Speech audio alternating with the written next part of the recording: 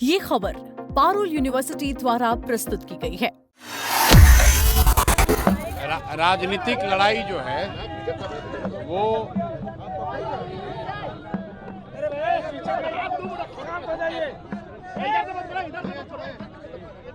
ये जो लड़ाई है ये भाजपा की सरकार, उनका यहाँ का संगठन और उनका अहंकार उसके और यहाँ बांकीपुर की जनता के बीच में है।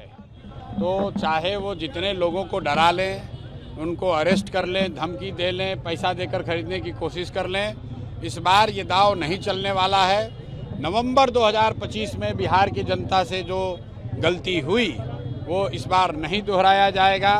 बांकीपुर की प्रबुद्ध जनता पूरी तरीके से कमिटेड है कि हर हालत में 30 तारीख को जो वोट पड़ेगा वो 3 वजहों से हम लोग बता रहे हैं कि 3 वजह से बांकीपुर में जनता भाजपा को हराने जा रही है। पहला, बिहार का करीब करीब हर मतदाता, हर नागरिक चाहता है कि भाजपा के नेतृत्व को ये क्लियर संदेश भेजा जाए कि सम्राट चौधरी का नेतृत्व मुख्यमंत्री के तौर पर बिहार को स्वीकार्य नहीं है।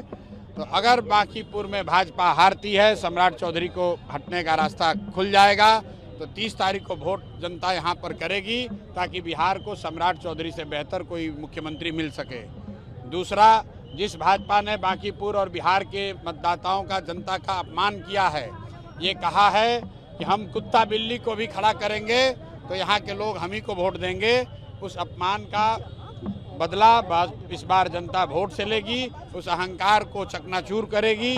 जहाँ इनका इतना मत बढ़ गया है कि हिंदुओं के देवता हनुमान जी को ये लोग भाजपा का झंडा लगाकर डांस करवा रहे हैं। तीसरी बात, जो यहाँ पर सांसद विधायक हैं जो निश्चिंत होकर बैठे हैं कि काम करें न करें, जाति धर्म, मोदी का चेहरा और लालू जी के डर पर वो चुनाव जीत जाएंगे, उन सबको बांकीपुर के मतदाता इस बार संदेश भेजने वाले हैं कि संभल जाओ, अगर काम नहीं करोगे तो अगले चुनाव में कोई नहीं बचा सकता है, ना जाति, ना धर्म, ना मोदी, ना लालू जी का डर।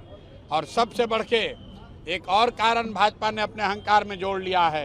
कल आपने देखा देश के बच्चों को, आपके हमारे भाइयों को, बच्चों को जिस तरह सरकार ने कल डंडे से पिटवाया है, मारा है, उनके साथ जो अत्याचार हुआ है, उसका जवाब बांकीपुर की जनता यहाँ पर वोट के माध्यम से देगी।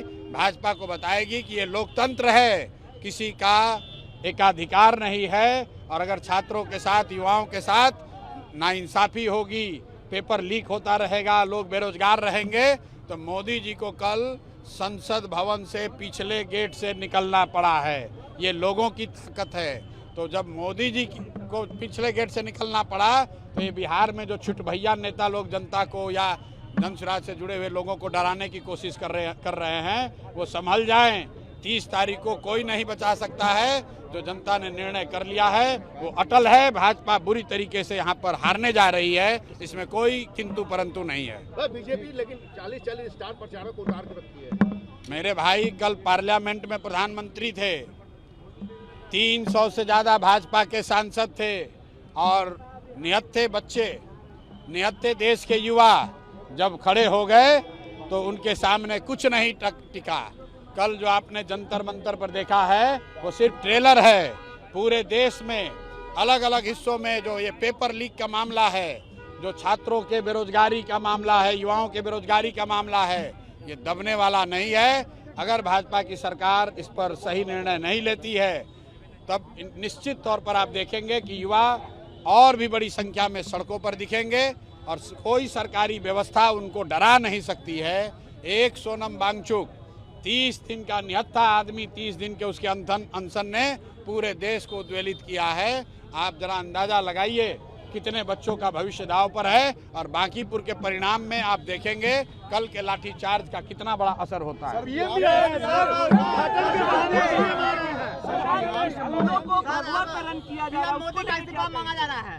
मोदी का इस्तीफा मांगा जा रहा है जंतर मंतर पे। भाई, आप बच्चों को मरवाइएगा तो जिन बच्चों ने और उनके माता पिता ने मोदी जी को वोट देकर प्रधानमंत्री बनाया है, निश्चित तौर पर वो इस्तीफा मांगेंगे। बच्चों ने देश के युवाओं ने तो धर्मेंद्र प्रधान का इस्तीफा ही मांगा है। अब मोदी जी धर्मेंद्र प्रधान को नहीं हटाना चाहते हैं या शिक्षा माफिया पर कार्रवाई नहीं करना चाहते हैं, जो पेपर लीक हो रहा है उसको नहीं पकड़ना चाहते हैं, तो निश्चित तौर पर अगर आप अपराधियों को, गुनाहगारों को बचाएंगे तो जो युवा है वो तो मोदी जी का खिलाफ में जाएगा ही।